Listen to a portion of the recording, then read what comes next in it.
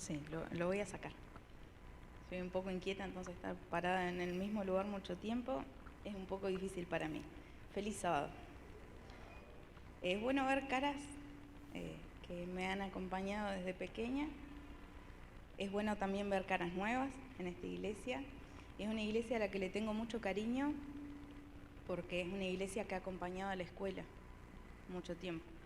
Cuando la escuela no era la escuela que conocemos ahora, sino que la iglesia estaba en el costado del fondo, la escuela nos daba la posibilidad de tomar estudios bíblicos. Ahí tomé mis estudios bíblicos y fue en la escuela donde me bauticé. Así que le tengo un cariño especial a la iglesia de Malvinas. Mi nombre es Andrea, como dijeron, y si ustedes me permiten voy a bajar porque acá es muy alto. Entonces yo estoy acostumbrada a mi 1,60 m, que es bajito, y demasiada altura por allá. Agradezco la invitación de poder estar acá con ustedes. Cuando piden para predicar o para tener un tema, siempre uno trata de ver, bueno, ¿qué podemos llevar o qué puede transmitirme Dios que yo pueda compartir con los demás? Es una responsabilidad difícil. Les aseguro que me toca hablar un montón, pero cuando me piden para predicar se siente diferente. Entonces pensaba esta semana y escuchando por mi trabajo algunas situaciones, se me ocurrió pensar en las preguntas del dolor. Y así se llama el tema de esta mañana, las preguntas del dolor. ¿Y por qué las preguntas del dolor? Bueno, los que no saben, me toca dar clases en el secundario. Doy clases en el secundario de filosofía. Entonces esta semana estábamos hablando con los chicos un poquito acerca de qué pasa cuando sufrimos, qué preguntas vienen a nuestra mente. En el consultorio o con las personas que me toca trabajar, no sé si alguien va al psicólogo porque se siente contento. Hasta ahora no me tocó, ninguno. ¿Sí? Por ejemplo, van al psicólogo cuando tienen un sufrimiento o algo que resolver. Entonces se me ocurrió que podíamos hablar un poquito de eso. Y ya que estamos en confianza, porque nos conocemos, ustedes se conocen más que yo, me gustaría que podamos pensar un poquito en qué preguntas surgen en nuestro interior cuando estamos sufriendo. Así que levantan la mano, como en la escuela, y me van contando.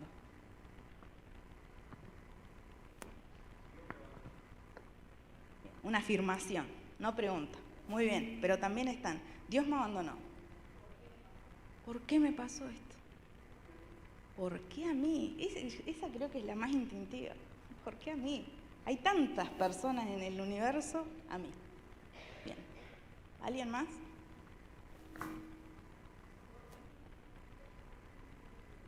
¿Por qué no confiar que Dios me va a ayudar? Siento esa angustia, siento la tristeza, a veces desesperación, y uno dice, esto no se está resolviendo, pero si yo lo conozco a Dios, ¿por qué me cuesta esta parte?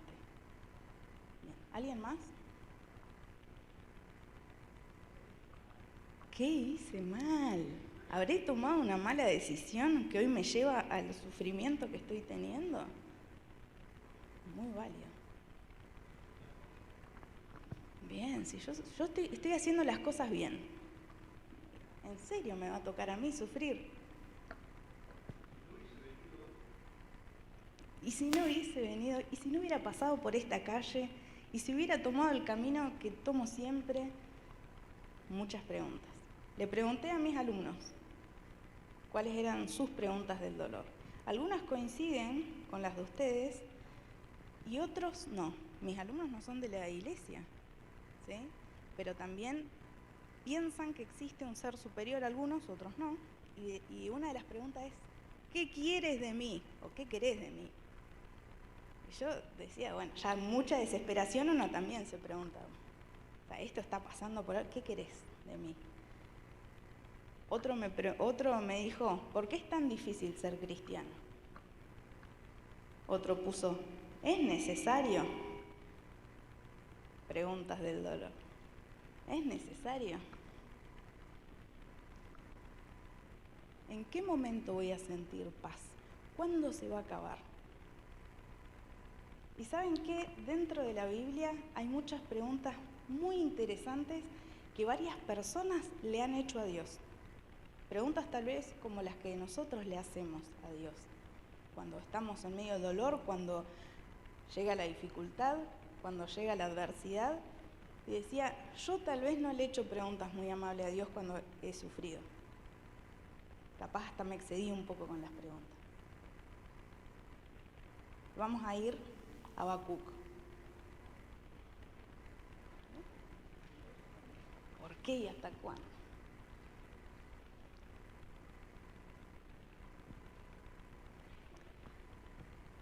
Habacuc 1.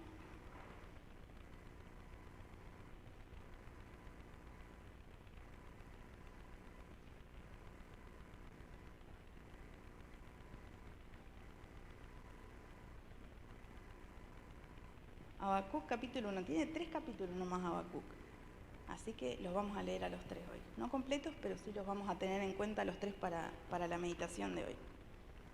Y no sé cómo dice sus Biblias, pero en mi Biblia dice primera queja de Habacuc. Dice algo distinto en su... Habacuc se queja de la injusticia. Muy bien. Vamos a leer el versículo 2. Habacuc 1:2. ¿Hasta cuándo debo pedir ayuda, oh Señor? Pero tú no escuchas.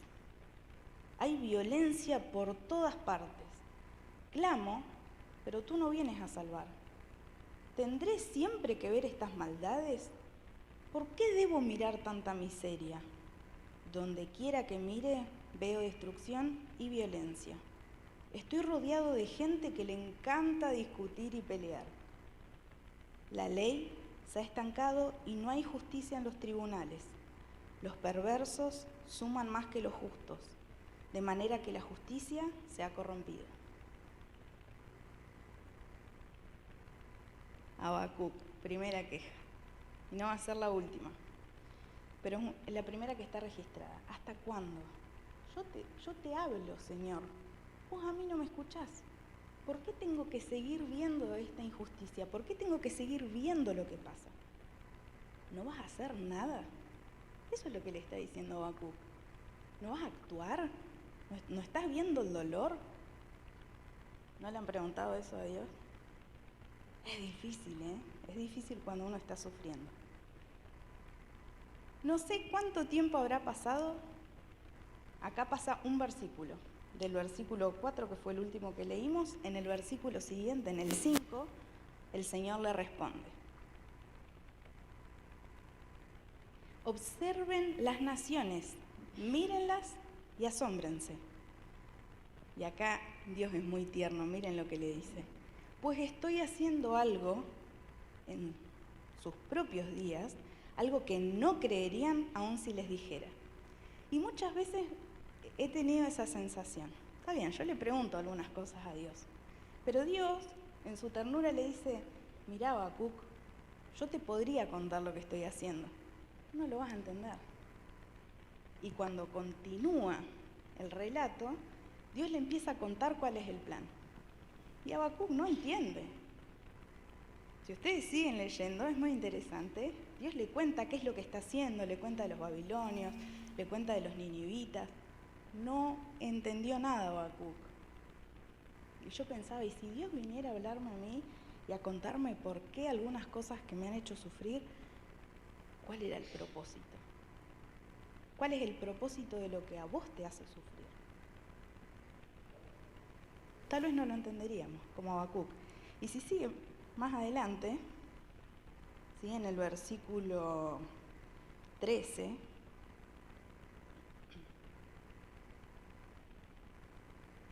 después de que responde, aparece la segunda queja de Habacuc.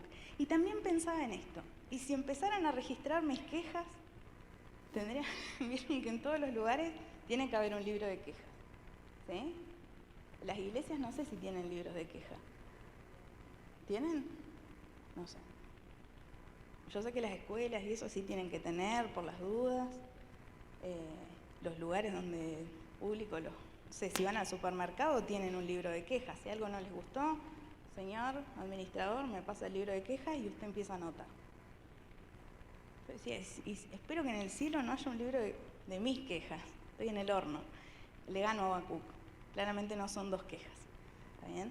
Entonces, en el versículo 13, miren qué astuto que es Habacuc para preguntarle a Dios. Porque no es que se enfurece, no es que pierde el control de sus palabras, todo lo contrario. Vamos al 12 mejor. Dice, oh Señor, mi Dios, Dios santo mío, tú que eres eterno. ¿Qué está haciendo? Lo está reconociendo a Dios. Lo reconoce. Y le dice después, no puedes estar planeando acabar con nosotros. Vos que sos eterno, no puede ser este tu pensamiento para el ser humano. Después sigue, oh Señor, nuestra roca, tú has enviado a los babilonios para corregirnos y castigarnos por nuestros muchos pecados.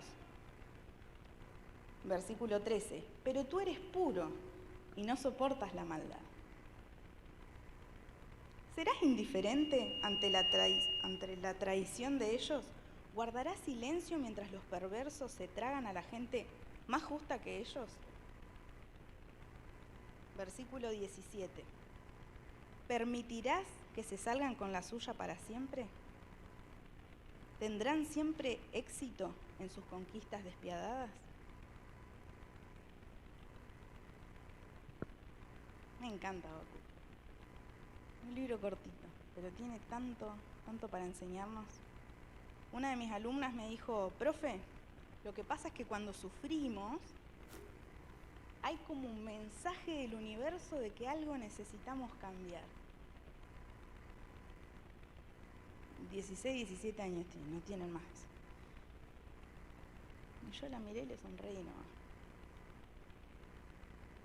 ¿Saben qué? Estamos dentro de las escuelas, ya hace un par de años, estamos dando lugar a todo lo que tiene que ver con las emociones. Cuando yo estuve en la escuela, o cuando ustedes estuvieron en la escuela, muy probablemente las emociones no tenían mucho lugar. Ahora, cuando a nosotros nos enseñan sobre emociones, todos los padres nos dicen lo mismo. Quiero que vos seas feliz. Quiero que estés bien. Quiero que tomes buenas decisiones. Quiero que tengas paz. ¿O no son esos los deseos de los padres para los hijos? Quiero que seas perseverante. Nadie dice, quiero que mi hijo pase por el dolor. Es más, la mayoría de los padres, cuando a sus hijos les toca pasar por el dolor, estoy seguro que ninguno dudaría en tomar el lugar de su hijo y pasar ustedes mismos por el dolor de sus hijos. Lo veía en mi madre cuando yo me enfermaba, por ejemplo. Yo me enfermaba y ella le pedía a Dios, Señor, que me enferme yo, pero no se enferme Andy. Y ella pensaba que no la escuchaba, pero yo la escuchaba. ¿Está bien? Y me daba el remedio, hacía una oración por el remedio que me iba a tomar y le pedía eso a Dios. Una tierna mi mamá. Pero pensaba en esto. ¿Qué pasa cuando vienen las emociones que por ahí no son tan positivas en nosotros? ¿Qué pasa cuando viene la tristeza, cuando viene el enojo? ¿Sabemos manejarlas? ¿O nos hemos concentrado toda nuestra vida en tratar de ser felices? Y cuando aparecen esas emociones, y bueno, desesperación. Empezamos a hacer preguntas como Habacuc, capaz, no tan elegantes como Habacuc, pero empezamos a hacer preguntas. La tristeza es parte de la vida. Vemos injusticia, nos causa dolor, es parte. Vivimos en un mundo de pecado, así que mucha alternativa a eso no tenemos. Ahora, cuando llega el dolor a nuestra vida, nuestra alternativa es poder elegir qué sí hacemos con ese dolor que nos está atravesando, con la desesperanza, qué hacer con ese sentimiento de frustración. ¿Qué elegirían ustedes?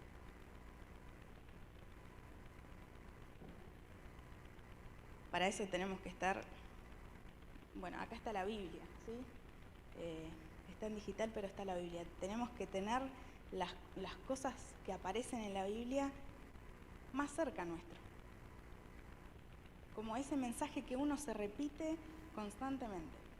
Saben que uno de los muchos hay relatos que tienen que ver con la época del cautiverio, ¿sí? Cuando algunas personas fueron llevadas a Auschwitz. Una de esas personas es el señor Viktor Frankl. No sé si han escuchado hablar de él. Es un señor muy interesante. Y a pesar de todo lo que le tocó pasar en un campo de concentración, él tiene una visión de Dios que a mí me fascina, porque en ningún momento habla mal acerca de Dios, y la pasó mal, la pasó mal. ¿Preguntas? Claro que tuvo preguntas, pero cuando el señor Frank empieza a comentar cómo él empieza a interpretar el amor de Dios a través de su sufrimiento, no, me saco el sombrero. Vamos a leer algunas cosas que él puso. Piensen que es un dolor extremo, ¿sí? Espero que ninguno de nosotros sea llevado en cautiverio, pero dice, por ejemplo, Frank, en El hombre en busca del sentido. Dice, el hombre no necesita realmente vivir sin tensiones, sino esforzarse y luchar por una meta o una misión que le merezca la pena.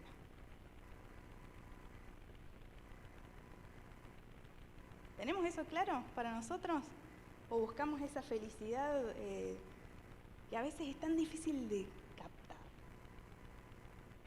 Una meta clara. ¿Tenemos clara nuestra meta? ¿Cuál es mi meta? ¿Cuál es tu meta? Porque finalmente, en base a esa meta, es que nosotros vamos a entender el dolor de otra manera. Bien, no es lo único que dijo Frankl. También dice, el valor no reside en el sufrimiento. Esperen que se gira. Muy bien. No reside en el sufrimiento en sí, sino en la actitud frente al sufrimiento, en nuestra actitud para soportar el sufrimiento. Y acá pensaba en esto. ¿Conocemos las promesas de Dios?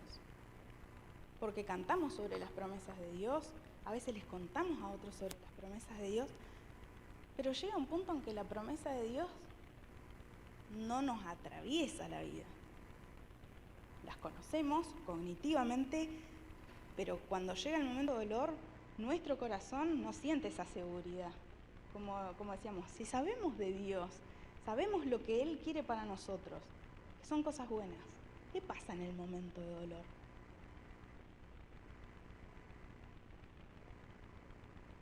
¿Será que de alguna forma hemos empezado a aceptar esta idea de que, no, si yo creo en Dios, Dios va a evitar toda clase de dolor en mi vida? No, pero si vos sos cristiano, ¿por qué sufrís? ¿Por qué te pasan estas cosas? ¿No creías en un Dios poderoso? ¿Nunca les han dicho eso? Es tremendo.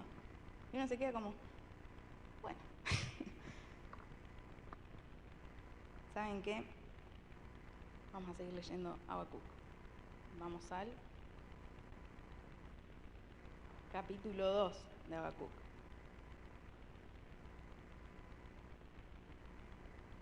Vamos a elegir algunos versículos nomás. Vamos a Habacuc 2, en el 1. Y me lo imagino así a Habacuc. Bueno, ya le hice unas preguntitas a Dios. Ahora vamos a ver qué responde. Porque en el versículo 1 dice, subiré a mi torre de vigilancia. Acuérdense que estaban en un momento complicado, que había enemigos y estaba fea la situación. Pero el versículo 1 dice, subiré a mi torre de vigilancia y montaré guardia. Allí esperaré para ver qué dice el Señor y cómo responderá mi queja. Y espera. Insisto en esto, no sé cuánto tiempo pasó hasta que Dios le responde. Nosotros tenemos un versículo de diferencia. Versículo 2 dice, entonces el Señor me dijo, escribe mi respuesta con claridad en tablas, para que un corredor pueda llevar a otros el mensaje sin error. Y ahí pensé, ¿qué mensaje estamos entregándole a los demás? No solamente a los que están afuera de nuestra iglesia, sino a los que están acá adentro. Porque el mensaje es claro. El mensaje no tiene error. Pero ¿qué pasa con nosotros? ¿Qué mensaje estamos entregando? Versículo 3. Esta visión es para un tiempo futuro. Describe el fin y este se cumplirá. Aunque parezca que se demora en llegar, espera con paciencia, porque sin lugar a dudas sucederá, no se tardará. ¿No les hace pensar en la segunda venida?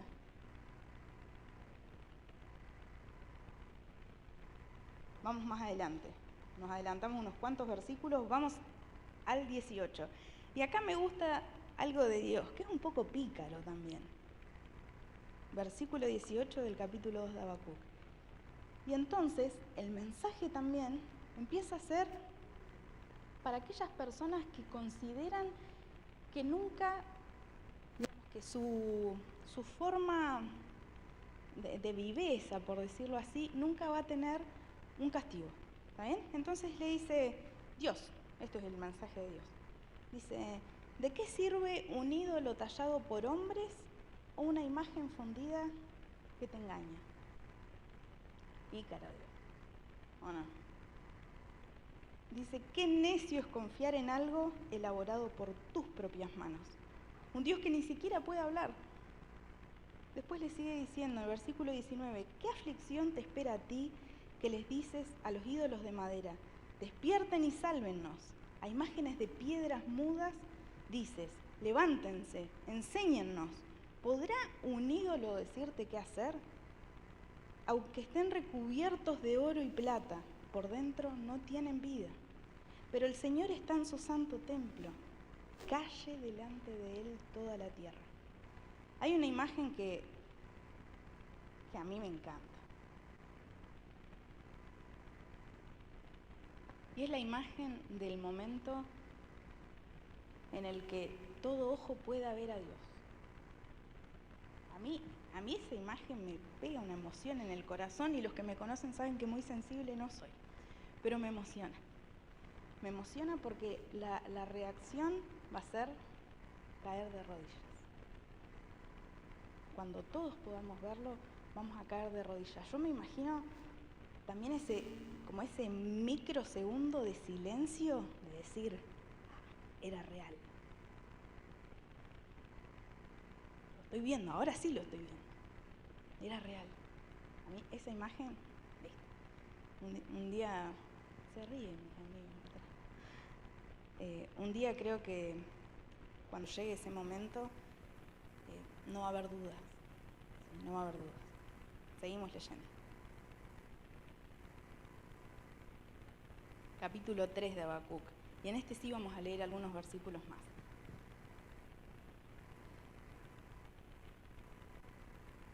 Se quejó 2 veces nomás, eso es lo que figura. No sabemos más de Habacuc, son 3 capítulos como les dije. Pero empieza a ser una oración. Y encima, por lo menos mi versión, dice una oración entonada. Yo calculo que se puso a cantar, ¿sí?, esta oración. Y en el versículo 2 dice, he oído todo acerca de ti, Señor. Estoy maravillado por tus hechos asombrosos. En este momento de profunda necesidad, ayúdanos otra vez, como lo hiciste en el pasado. Y en tu enojo, recuerda tu misericordia. Versículo 4. Tu llegada es tan radiante como la salida del sol. Rayos de luz salen de tus manos, donde se esconde su imponente amor. Versículo 6. Cuando Él se detiene, la tierra se estremece. Cuando mira, las naciones tiemblan. Él derrumba las montañas perpetuas y arrasa las antiguas colinas. Él es el Eterno. Versículo 8. ¿Estabas enojado, Señor, cuando golpeaste los ríos y dividiste el mar? ¿Estabas disgustado con ellos? No, enviabas a tus carros de salvación. Versículo 13. Saliste a rescatar a tu pueblo elegido, a salvar a tus ungidos. Aplastaste las cabezas de los perversos y descarnaste los huesos de pies a cabeza. Versículo 17. Y acá creo que Habacuc empieza a entenderlo todo. En esta alabanza que eleva a Dios, empieza a entenderlo todo. Aunque las higueras no florezcan y no haya uvas en las vides, aunque se pierda la cosecha de oliva y los campos queden vacíos y no den frutos, aunque los rebaños mueran en los campos y los establos estén vacíos, aún así me alegraré en el Señor, me gozaré en el Dios de mi salvación. ¿Les ha tocado perder alguna vez a alguien o algo.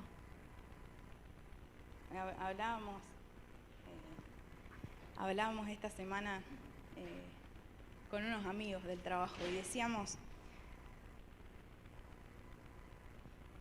qué difícil que es cuando empieza el mes y ves tu cuenta bancaria y decís, me quedan 30 días por delante. Y la cuenta bancaria no estaría siendo lo suficientemente amplia para poder abarcar la necesidad de esos 30 días por delante. Y cuando llega ese momento, ¿qué hacemos? Y cuando nos toca perder a un ser querido, ¿qué hacemos?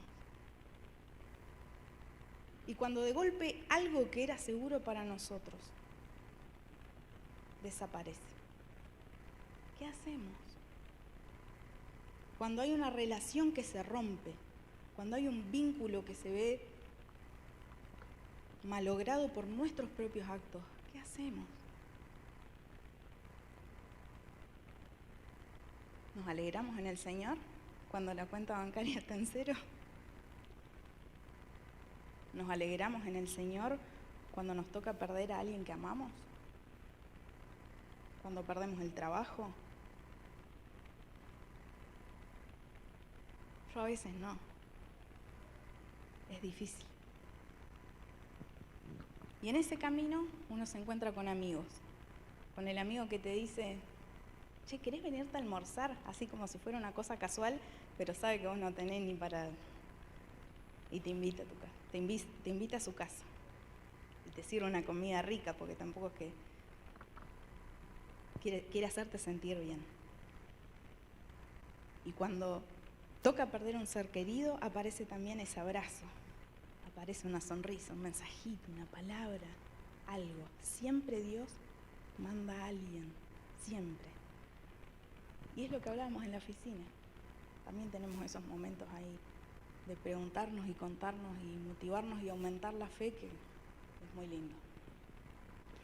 La escuela me ha dado muchas cosas lindas. Y entre esas cosas lindas me ha dado un amiguito, mi amiguito Johnny, que hoy tiene una canción que va a cantar.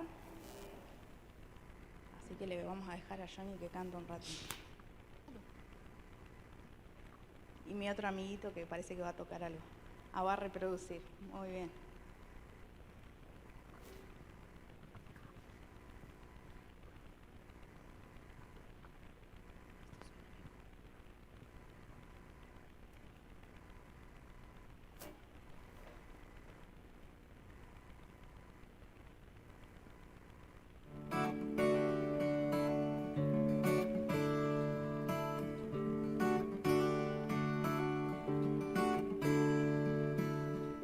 Aunque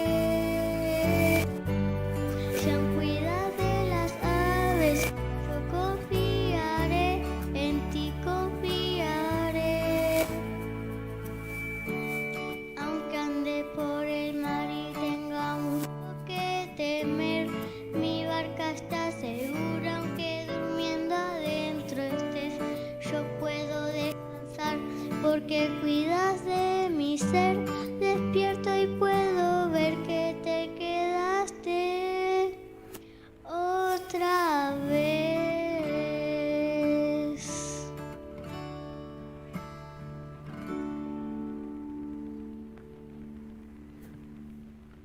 Muy bien.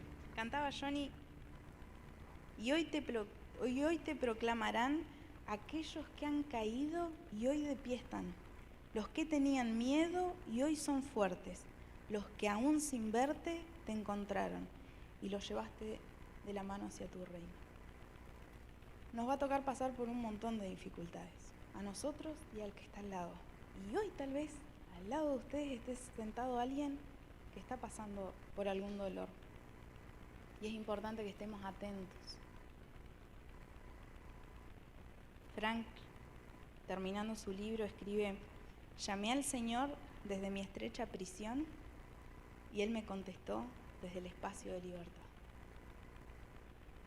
Ese es el mensaje. Ese es el mensaje claro. Tenemos un Dios que está dispuesto a librarnos del dolor. Tenemos un Dios que nos lleva de la mano hacia su reino. ¿Cómo se manifiesta la gloria de Dios? ¿Han escuchado que a veces versículos en Juan? Esto pasó para que la gloria de Dios sea manifestada. ¿Sí? ¿Han escuchado? ¿Cómo se manifiesta? Se manifiesta también a través nuestro. Cuando nos acercamos y vemos el dolor de alguien y no lo ignoramos. Se manifiesta cuando nosotros podemos entregarle una sonrisa a alguien que está sufriendo, preguntarle qué pueden hacer por ellos. Construir una red que pueda atender no solamente el plato de comida, sino también el dolor emocional. Me encanta Job. En Job también hay muchas preguntas muy lindas y también hay respuestas de Dios impresionantes. Pero quiero terminar con esto. Job 42:5.